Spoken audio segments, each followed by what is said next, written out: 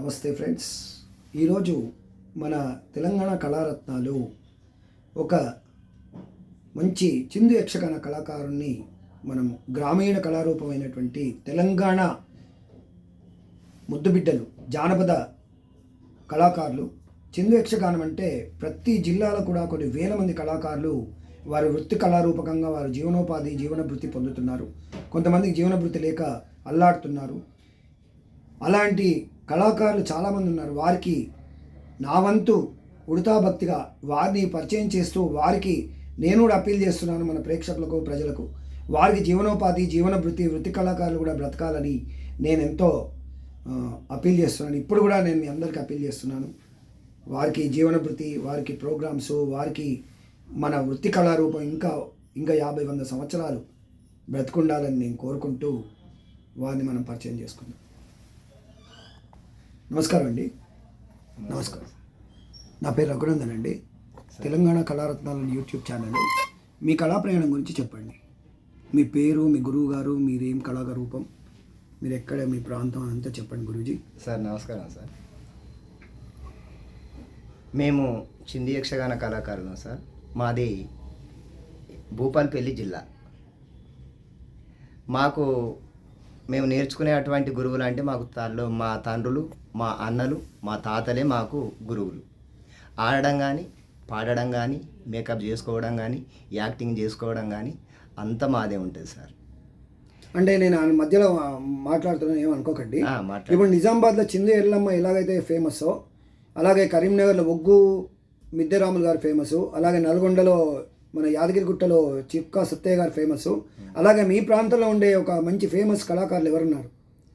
మా ప్రాంతం మీ పూర్వీకులు మా ఉమ్మడి వరంగల్ జిల్లాలో మా పెదనాన్న అయినటువంటి మల్లేష్ కానీ, వెంకటాద్రి కానీ. మీ ఇంటి పేరేంటి? గడ్డమల్లం అండి. మీరు గడ్డం వాళ్ళే? గడ్డం. మా నాయన లింగయ్య కానీ, దేవయ్య కానీ, బొందయ్య కానీ, వీళ్ళు మా ఏరియాకి ప్రముఖ కళాకారులు. వాళ్ళకు పెట్టింది పేరు. ఎక్కడికి పోయినా కానీ వాళ్ళకు మంచి గుర్తింపు ఉన్నటువంటి కళాకారులు. మీ పేరేంటి? నా పేరు కనకయ్య. మీ వయసు? నా వయసు నేను 50 సంవత్సరాలు ఉంటా సార్. ఓకే. ఈ 50 సంవత్సరాలు ఉంటా. ఈ కళల్లోనే, ఈ కళలోనే మేము కొనసాగుతున్నాం సార్. చిందు యక్షగానం అంటే ఏంటి అసలు? సార్, చిందు యక్షగానం అంటే మేము చిందు దొక్కుకుంటూ, అంటే ఆట ఆడుకుంటూ మేము పాట పాడి యాక్టింగ్ చేయడం వల్ల మాకు చిందోళ్ళు అనే పేరు వచ్చినది సారు. అది మా పెద్దలు చెప్పగా మేము విన్నది. ఇక మేము ఊళ్ళో పొంటి నాటకాలు వేసుకుంటూ మా జీవనోపాధిని గడుపుతున్నాం. మీరేం పాత్ర వేస్తారో, మీరేం నాటకాలు ఆడారు? నేను మగపాత్ర తెస్తా. ఈ మగపాత్ర అంటే కనీసం నేను ఒక 25-30 ఆటలు ఆడుతా సార్. ఆ 25-30 ఆటలల్లో ఏ పాత్రనైనా నేను తీయగలుగుతా. మీరు ఏం పాత్రలు వేశారు? నేను అర్జునుడు కానీ, ఆంజనేయుడు కానీ, కర్ణుడు కానీ, భీష్ముడు కానీ, పరశురాముడు కానీ, శ్రీరాముడు కానీ, ఇట్లా నారదుడు కానీ, జలంధరుడు కానీ, ఇట్లా అన్ని పాత్రలు పోషిస్తారు. మీ గురువుగారు మీ తండ్రి అని చెప్పారు కదా? మా తండ్రులు, మా తాతలు, మా అన్నలే మాకు గురువులు.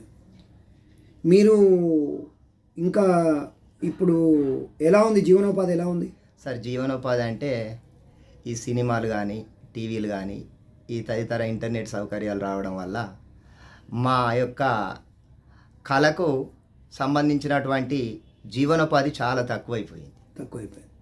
ఈ రోజుల్లో తక్కువైపోయింది. మేము అప్పుడప్పుడు ప్రభుత్వానికి సంబంధించినటువంటి సంక్షేమ పథకాలపైన కూడా ప్రోగ్రాములు చేస్తున్నాం కానీ వాళ్ళు మమ్మల్ని గుర్తించి మాకేమి జీవనభృతి కల్పించడం లేదు. ఇప్పుడు మీరు నాటకాలు, మీకు ఏమేమి నాటకాలు ఉంటాయి ఇందులో గురూజీ? మాకు ఇందులో సత్య హరిశ్చంద్ర కానీ, గజవరి వ్రతం కానీ, లవకుశ కానీ, గయోపాఖ్యానం కానీ, సతీ తులసి కానీ, మాయసుభద్ర కానీ, శశిరేఖ పరిణయం కానీ, పరశురామ విజయం, ఇలా చాలా ఉన్నాయి సార్ చెప్పాలంటే. శ్రీకృష్ణుని పాత్రలు ఎవరు వేస్తారు? మీరు వేసారా? నేను వేస్తా సార్. శ్రీకృష్ణుని పాత్ర చేస్తా. మీరు ఫోటోజెనిక్గా ఉంది, బాగా మేకప్ చేసుకుంటే మంచిగా రాజులాగా ఉంటారు మీరు. మేకప్ బాగానే చేసుకుంటాం సార్. అదే బాగుంది. మీరు అడ్డు పొడుగు బాగున్నారు. మీరు ఒక పద్యం పాడండి. పాడతా సార్. మీ ఇష్టం వచ్చింది, నేనేమి బలవంతం ఏం లేదు, ఒక పాడండి. పాడతాను సార్. గజ్జలందియలో గల్లు గల్లని మ్రోయ నకి మౌలి తాండవం వాడెనెద్ది భువన మోహనమైన దివిజ స్రవంతికి ప్రభవ కారణమౌచు పరిగెనెద్ది స్వరాజ్యమును గొన్న వైరోచనుని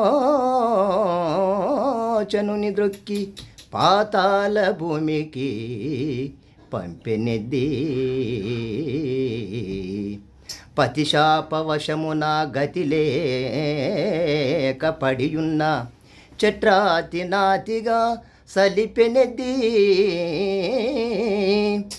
ఆది లక్ష్మినిచ్చెడు వేల నబ్దిరాజు కనకంబు పల్లెరంబున కడిగెనెద్ది అట్టి నీ పాద పంకజం బమల చరిత నా కఠిన దేహమును దాకి నవశనేమో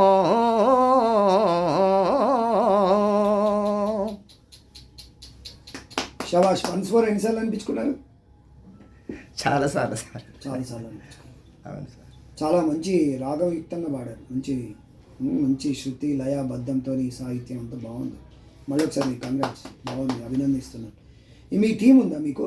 ఉంది సార్. మా టీం మా ఏరియాలో ఒక 3 టీములు ఉన్నాయి సార్. ఓకే, మీ టీం పేరేంటి? ఇక నా టీం పేరు అంటే ఇక గడ్డం కనకాయ బృందం అంటారు సార్. అంతే. అంటే మీకు ఏమైనా సంస్థ లాంటిది ఉందా? ఏ సంస్థ? శ్రీ వెంకటేశ్వర కళాకార సంఘం పేరు ఉందా? ఉంది సార్. రిజిస్ట్రేషన్ కూడా అయింది సార్. అయిందా? ఓకే సార్, ఇప్పుడు మేము మీ ద్వారా ప్రభుత్వానికి తెలియజేసేది ఏమంటే, మేము 50 సంవత్సరాల నుండి నేను ఈ ఆటలు ఆడుతూ పాడుతూ జీవనం సాగిస్తున్నాం. మాకు ఈ కళాకారులకు సంబంధించినటువంటి పెన్షన్ రావడం లేదు. ఇది దానికి మీరు ప్రభుత్వానికి నివేదించుకోండి. ఇది ప్రైవేట్. ఇది మీరు మీ గురించి మీ మారుమూల ప్రాంతంలో ఉన్నటువంటి మిమ్మల్ని మీలాంటి వాళ్ళను నా ఛానల్ ద్వారా ప్రజలకు ప్రేక్షకులకు నేను పరిచయం చేస్తున్నాను. మీరు ప్రజలకు ప్రభుత్వానికి ఇది చూసిన వాళ్ళు కూడా మీకు హెల్ప్ చేస్తారు. ప్రభుత్వం కూడా మీకు హెల్ప్ చేయాలని నేను కోరుకుంటున్నాను. నేను కూడా అప్పీల్ చేస్తున్నాను. మీరు ఇంకా ఇప్పుడుండే పిల్లలకు, మీ పిల్లలు చదువుకుంటున్నారా? దీని మీదనే ఉన్నారా? చదువుకుంటున్నారు సార్. కొందరు నేర్చుకునేవారు నేర్చుకుంటున్నారు, చాలా తక్కువ. చాలా తక్కువ. ఇప్పుడు మీ పిల్లలు ఇంకా నేర్చుకొని ఇంకో 50-100 సంవత్సరాలు ఈ కళారూపాన్ని బ్రతికించాలంటే మీరు ఏం చేయాలి? ప్రజలు ఏం చేయాలి? ప్రేక్షకులు ఏం చేయాలి? మీరేం చేయాలి? సార్, ఇది కళ బ్రతకాలంటే, ఎందుకంటే సనాతన పూర్వ మన సాంప్రదాయమైనటువంటి కళ అంతరించిపోకుండా మేము మా పిల్లలకు కూడా నేర్పుతున్నాం. ప్రజలు కూడా ఆదరించితే ఇంకా వాళ్ళు ఉత్సాహంగా వీటిని ముందుకు తీసుకెళ్ళేటువంటి పరిస్థితి ఉంటుంది. కాబట్టి అందరూ మా కళను ఆదరిస్తే మాకు కూడా చాలా సంతోషం అనిపిస్తుంది. మీకున్నంత పరిజ్ఞానం మీ పిల్లలకు నేర్చుకోవడానికి టైం పడుతుంది కదా, మరి మీరు ఎలాంటి చర్యలు తీసుకుంటున్నారు? అంటే ట్రైనింగ్ అట్లాంటివి ఏమైనా చేస్తున్నారా? ఇక మేము చిన్నప్పటి నుండే చెప్తాం సార్. వాళ్ళకు తాళాలు కొట్టిస్తాం, హార్మోనియం కొట్టడం చెప్తాం, మధ్యలో కొట్టడం చెప్తాం. చిన్నప్పటి నుండి మేకప్ చేసుకుంటారు కదా? మేకప్ మేమే, డ్రాయింగ్ మేమే, అంత మేకప్ అంతా చేసుకొని ఆట పాట మాట అంతా మాదే సార్. మొత్తం మీదే. ఇక మాళ్ళనే తబలిస్ట్ ఉంటాడు, మాళ్ళనే తాళాలు వాయించేవారు ఉంటారు, మాళ్ళనే హార్మోనియం వాయించారు. కానీ అంటే నేను అంటున్నాను, ఏమనుకోకండి, దీని లోపల యక్షగానం అంటే అసలు ఒక పౌరాణిక నాటకంతో సమానంగా మలగలగాలి అసలు యాక్చువల్గా ఇది. కానీ కొంతమంది వచ్చిరాని వ్యవహారాల వల్ల దాన్ని జోక్స్ ఎక్కువైపోయి దాన్ని కొంచెం పాడు చేస్తుందని నా మనవండి. అలాంటివి జరగకుండా కొంచెం చూసుకోవాలని నేను చెప్తున్నా. సరే. అది మీరు కొంచెం మేధావులతో కూడా మాట్లాడండి. ఇప్పుడు ఇలాంటి మేధావి అడుగుదాం మనం. నమస్కారం బాబు, బాగున్నా? సార్ నమస్తే సార్. ఏం పేరు? మీ పేరు? ప్రశాంత్ గడ్డం సార్. మీ గురించి చెప్పండి. నేను కూడా చందు యక్షగాన కళాకార కుటుంబం నుంచి వచ్చాను. తర్వాత నేను కాకతీయ యూనివర్సిటీలో డిగ్రీ, సెంట్రల్ యూనివర్సిటీలో పీజీ థియేటర్ ఆర్ట్స్ విభాగంలో కంప్లీట్ చేశాను. నేను నాటకాలు రాస్తాను. రవీంద్ర భారతిలో కూడా ప్రదర్శన చేశాను. నేను థియేటర్ ప్రాక్టీషనర్గా, ప్లే రైట్గా, నాటక రచయితగా ఉన్నాను. ఇది నా నేపథ్యం సార్.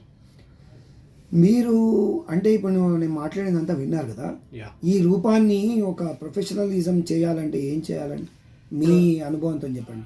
ఇప్పుడు అన్ని ఆర్ట్ ఫామ్స్ అన్నీ మనకి కూచిపూడి కానీ, భరతనాట్యం కానీ, క్లాసికల్ ఆర్ట్ ఫామ్స్ కానీ చాలా అంటే రూపాంతరం, మాడిఫికేషన్ జరుగుతుంది. అట్లనే కాంటెంపరీ యక్షగానం అనేది కూడా మనం యక్షగానంలో ప్రాచీన యక్షగానాన్ని ఇప్పటి కాలానికి అనుగుణంగా కాంటెంపరీ యక్షగానంలో పిల్లలకి మనం కరికులంగా తయారు చేసి స్కూల్ ఎడ్యుకేషన్లో కానీ, లేకపోతే కాలేజ్ ఎడ్యుకేషన్లో కానీ, లేకపోతే యూనివర్సిటీలో ఒక కోర్సుగా మనం పాఠ్యాంశంగా ఒక కోర్సుగా మనం అంటే ఉన్నత విద్యలో ప్రవేశపెడితే అంటే దీనిలో అభినయం, ఆంగికం, సాహిత్యం, సంగీతము, లయ అన్నీ ఉంటాయి. అంటే మిక్స్డ్ ఇది కాంప్లెక్స్ ఆర్ట్ సార్. నిజంగా చెప్పాలంటే దీనిలో క్లాసికల్ ఉన్నంత ఆర్ట్ ఫామ్ ఎక్కడ లేదు అసలు. చిందు యక్షగానంలో క్లాసికల్ ఇన్ని రకాల ఫోక్ ఆర్ట్ అభినయాలు ఉంటాయి ఇందులో.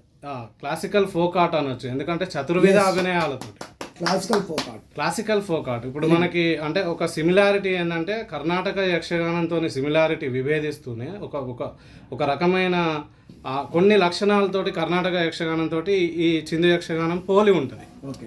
అట్లనే ఎట్ ది సేమ్ టైం ఇప్పుడు బుర్ర కథ కానీ ఒగ్గు కథ కానీ కొన్ని ఆర్ట్ ఫామ్స్కి సంబంధించి జానపదానికి సంబంధించిన మూలాలు ఒక 80% 90% ఉంటాయి.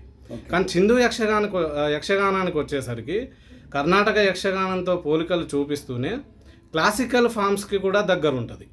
ఓకే. అందుకని మనం దీన్ని క్లాసికల్ ఫోక్ ఆర్ట్ అని కూడా మనం చెప్పొచ్చు. ఓకే. ఇది ఫస్ట్ టైం నేను అంటే దాంట్లో స్టడీ చేశాను, నేను రీసెర్చ్ కూడా చేస్తున్నాను కాబట్టి చెప్తున్నాను. ఎందుకంటే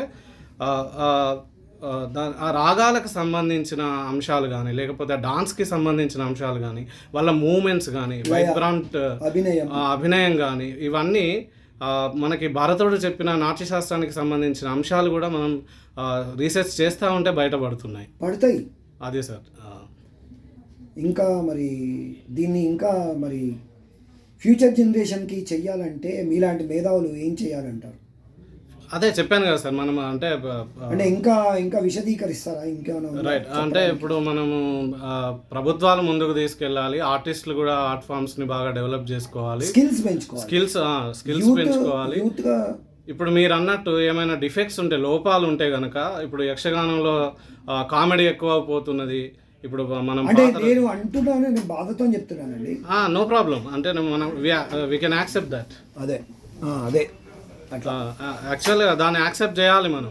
అంటే కొన్ని ఇప్పుడు స్త్రీ పాత్రలు తెచ్చినప్పుడు కానీ పక్కన ఉన్న సూత్రధార లేకపోతే జోకర్ వేషం వేస్తున్న బుడ్డర్ ఖాన్ అంటాం మామూలుగా మన తెలంగాణలో. బుడ్డర్ ఖాన్ అది హైలైట్ అయ్యి ఏమవుతుందంటే అది హాస్య సన్నివేశం అంతా హైలైట్ అయ్యి ప్రేక్షకులకి అసలు కథాగానం కానీ సబ్జెక్ట్ కంటెంట్ అనేది తక్కువైపోతుంది, వాళ్ళకు ఉండే జ్ఞానాన్ని కూడా అది తొక్కేస్తుంది. కాబట్టి మనం అంటే ఒక కథ మొదలు పెట్టినప్పటి నుండి దాన్ని ఎండింగ్ వరకు ఎట్లా తీసుకెళ్ళాలి, ఒక సినిమాటిక్గా కానీ ఇప్పుడు మనం కాస్ట్యూమ్స్ కానీ ఆహార్యం కానీ చిందు యక్షగానంలో చేంజ్ అవుతా వస్తుంది. అయితే నేను చెప్పొచ్చేది ఏంటంటే, అంటే నేను ఇప్పుడు మీతో డిస్కస్ చేస్తుంటే ఒక పాయింట్ వచ్చిందండి. చెప్పండి. ఇప్పుడు జోక్ను సినిమాలో ఎలాగైతే ఒక భాగంగా చూపెడతారో, ఒక చిన్న బిట్టు లాగా, అట్లా చిన్న బిట్టును ఎక్కువ హైలైట్ చేయకుండా చిన్న బిట్లు ఎక్కువ పెట్టద్దు. వీళ్ళ సబ్జెక్ట్ కంటెంట్, వీళ్ళ ఆంగికం, అభినయం, సబ్జెక్టు, సాహిత్యము, సంగీతము, లయ ఇవన్నిటినీ ఎక్కువ పెద్ద ఆర్టిస్టుల దగ్గర మంచి స్కిల్ఫుల్గా ప్రజెంట్ చేయాలని నా రిక్వెస్ట్. ఎస్. అంటే ఇప్పుడు మీరు అన్నదానికి నేను ఏకీభవిస్తూనే ఇంకొకటి ఏంటంటే యక్షగానంలో నవరసాలు కనబడతాయి సార్ మనకి సన్నివేశానికి అనుగుణంగా. చతుషష్ఠి కళలు 64 కళలతో సంబంధం ఉంటూనే నవరసాలు కూడా కనబడతాయి. శృంగార, హాస్యకరణ, రౌద్ర, భయానక, బీభత్స రసాలు అన్నీ మనం ప్రదర్శిస్తూనే ఉంటూనే మనకు కనబడతా ఉంటాయి. అవి ఒక్కొక్క సన్నివేశానికి ఆ ప్రేక్షకుడు అనుకోకుండానే మనకి కనెక్ట్ అవుతూ ఉంటాడు. సో అక్కడ హాస్య సన్నివేశం వచ్చినప్పుడు ఏమవుతుందంటే ఆ గ్రామీణ ప్రజానికానికి అర్థం కావడం కోసం కొన్ని లాంగ్వేజ్ కూడా, డైలెక్ట్ కూడా మనం మార్చుకోవాల్సిన, పదాలు కూడా మార్చుకోవాల్సిన అవసరం ఉంది. ఎందుకంటే మనకి అన్ని రకాల ఆడియన్స్కి రీచ్ కావాలంటే మాడిఫికేషన్ చేయాలి, ఆర్ట్ ఫామ్ని మాడిఫికేషన్ చేయాల్సిన అవసరం ఎంతైనా ఉంది. మీరు అన్నదానికి నేను ఏకీభవిస్తున్నాను. అది మీరు ఇలాంటి సీనియర్స్తోని మీరు కొంచెం మీ స్కిల్స్ను వాళ్ళను పెంచుకునే డెఫినెట్గా తెలుగు యూనివర్సిటీ నుంచి కానీ, సెంట్రల్ యూనివర్సిటీ నుంచి కానీ, మనకు ఉస్మానియా యూనివర్సిటీ నుంచి కానీ వర్క్షాప్స్ చేస్తామని మేము ప్రపోజల్ పెడుతున్నాము. వర్క్షాప్స్ కూడా వాళ్ళు కండక్ట్ చేస్తున్నారు. ఇంకొకటి, నేను దాదాపుగా ఇప్పుడు 36-37 సంవత్సరాలు అయింది.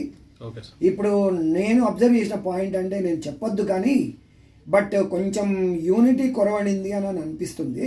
అది యూనిటీ ఒకటి మీరు వచ్చేటట్టుగా తప్పకుండా. అంటే మీరు చాలా అంటే మీ అనుభవంలో చూస్తున్నారు కాబట్టి మీరు చెప్పే అంశాలన్నీ కరెక్టే.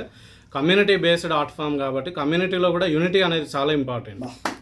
ఎందుకంటే మనకి అందరం కలిసి ఉంటూనే ఆర్ట్ ఫామ్ని డెవలప్ చేసుకోవాలి. ఈ యూనిటీ లేకుండా నీ టీం నీది, నా టీం నాది, నువ్వు పెత్తనం చెలాయించాలి, నేను పెత్తనం చెలాయించాలనే ఒక సంకుచిత భావం ఉండడం వల్ల కూడా ఈ ఆర్ట్ ఫామ్లో యూనిటీ కొరవడింది. అది ముందుకు పోలేకపోవడానికి కూడా ఇది ఒక కారణంగా చెప్పొచ్చు. కొంచెం స్కిల్స్ ఒకటి పెంచడము, యూనిటీ ఒకటి, తర్వాత సబ్జెక్ట్ ఓరియంటెడ్గా కొంచెం ప్రజెంట్ టాలెంట్ ఉంటే ఎవరైనా చూస్తారండి. అవునండి. ఇప్పుడు మీరు 100 కోట్లు పెట్టి సినిమా చూస్తలేరు కానీ ఒక 2 కోట్లు పెట్టి ఒక సినిమా కథ కంటెంట్ని చూసి 100 కోట్లు 1000 కోట్లు కూడా వస్తున్నాయి. అలాగే టాలెంట్, ఆర్ట్ ఫామ్ టాలెంట్ ప్రజలు చూస్తారు, ఇప్పటికి కూడా చూస్తారండి. నా థ్యాంక్ యూ, మీరు నాకు దీనిలో ఉపదేశించినందుకు thank you very much sir. Thank you. మీ పేరు? Prashanth Gaddam. Okay, good luck అండి. Thank you very much. Okay, Gaddam Kanakaiah గారు కదా? కనకయ్య. చూడండి మీ పిల్లలు ఎంత బాగా చెప్పారు. ధన్యవాదాలండి. మీరు ఇంకా బాగా చేయండి. నాకు మీరు టైం కేటాయించి ఇంటర్వ్యూ ఇచ్చినందుకు ధన్యవాదాలండి.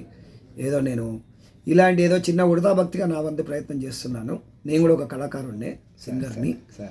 కళారూపాలు పాపం చాలా బీదరికంలో ఉంటారు కళాకారులు, చాలా అవస్థలు పడుతుంటారు ఊర్లలో. ఆ అవస్థలు పోవాలని నేను కోరుకుంటూ, మీరు కూడా మంచి 2 పూటలు తిండి, మంచి ఉండడానికి ఇల్లు, మీకు కూడా గుడ్డలు అంటే వేసుకోవడానికి మంచి బట్టలు, ఒక స్థితి, ఒక పరపతితోని మంచిగా బ్రతకాలని కోరుకుంటూ భగవంతుని ప్రార్థిస్తూ నాకు అవకాశం ఇచ్చినందుకు ధన్యవాదాలండి. సరే సార్. ఓకే ఫ్రెండ్స్, మనము ఒక మంచి సీనియర్ కళాకారుని, అలాగే ఒక మంచి యూత్ చిందు యక్షగానం గురించి కొంచెము అంటే మోడర్న్ థింకింగ్తో ఉన్నటువంటి ఒక మంచి యూనివర్సిటీ యంగ్స్టర్తో మనం మాట్లాడినాము. దీనిలో మీరు కూడా పాలు పంచుకొని వారికి సహాయం చేయవలసిందిగా కోరుకుంటూ, నా వీడియో నచ్చినట్లయితే మీరు ఒక లైక్ కొట్టండి, సబ్స్క్రైబ్ చేయండి, మీరు కామెంట్ చేయండి. ఏదన్నా పొరపాట్లు ఉంటే మేము మార్చుకుంటాము. Thank you very much. And మీ ఫోన్ నెంబర్ చెప్పు గురూజీ. 9849071538. మళ్ళీ ఒకసారి 9849071538. మీ నెంబర్ 9866388256. 9866388256. మీరు యూత్ కదా? ఎస్. మీరు మీ ఎక్స్పీరియన్స్ ఒక్క 1 వర్డ్లో చెప్పండి. యూత్ ఏం చేయాలి? ఆర్ట్ ఫామ్ను చదువుతో పాటుగా నేర్చుకోమంటారా, ఓన్లీ ఆర్ట్ ఫామ్తోనే నేర్చుకోమంటారా?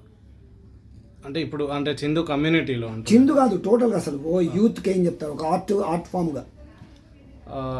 ఆర్ట్ ఫామ్ని మనం చదువుతో కొలాబరేట్ చేస్తేనే బాగుంటుంది సార్. ఎందుకంటే అఫీషియల్గా వాళ్ళు దాని మీద ఎక్కువగా శ్రద్ధ పెట్టగలుగుతారు. చదువుతో మనం ఎడ్యుకేషన్లో స్కిల్ఫుల్ లెర్నింగ్ కంపల్సరీ. అంటే మనం కరికులంలో ఎప్పుడైతే ఎడ్యుకేషన్ డిపార్ట్మెంట్లో కరికులం తయారు చేసి సబ్జెక్ట్ ప్రిపరేషన్తో చేస్తూనే అది అఫీషియల్గా బాగుంటుంది, సీరియస్నెస్ పెరుగుతుంది యువతకి. అది అంటే మామూలు ఉద్యోగం చదువుతో పాటుగా ఈ ఆర్ట్ ఫామ్ చదువు కూడా నేర్చుకోవాలి. తప్పకుండా. ఇప్పుడు కళాకారులు అనేది, కళ అనేది ఈ సమాజానికి ఎవరి సొత్తు కాదు, ప్రతిభ కూడా ఎవరి సొత్తు కాదు. అంతే. సో కళ అనేది విశ్వజనీనమైనది, అది యూనివర్సల్. కాబట్టి ఈ జనరేషన్కి, యువతకి ఆర్ట్ ఫామ్స్ అనేటివి, ఆర్ట్ అంటే ఆ ప్రాక్టీస్ అనేది, అభ్యాసం అనేది చాలా ఇంపార్టెంట్ సార్. కాబట్టి మనం ఇప్పుడు మనం విదేశాల్లో కూడా, వేరే స్టేట్స్లో కూడా, మన ఇండియాలో కూడా, నార్త్ స్టేట్స్లో కానీ ఫారెన్ కంట్రీస్లో కానీ థియేటర్ని అంటే రంగస్థలాన్ని, ఇట్లాంటి ఆర్ట్ ఫామ్స్ని ఎడ్యుకేషన్లో కరికులంగా పెడతారు. మన దగ్గర కొంచెం అవేర్నెస్ తక్కువ ఇక్కడ. అంటే ఆల్మోస్ట్ డెవలప్మెంట్ ఉంది, అద్భుతంగా రాణించగలుగుతున్నారు, పైకి డెవలప్మెంట్ అంతా కనబడుతుంది, ఓకే. కానీ అంటే బేసిక్ మన గ్రౌండ్ లెవెల్లో ఏం జరుగుతుందంటే ఆర్ట్ ఫామ్స్ని డెవలప్ చేసుకోవడంలో ఫారినర్స్తో కానీ, ఫారిన్ కంట్రీస్తో కానీ, ఇంకా మనం వేరే స్టేట్స్తో కానీ కంపేర్ చేసుకుంటే ఇంకా డెవలప్ చేయాల్సిన అవసరం చాలా ఉంది. Okay, thank you very much అండి. Thank you sir. Right, thank you very much. నమస్కారం అండి కనకయ్య గారు. Thank you very much. నమస్కారం.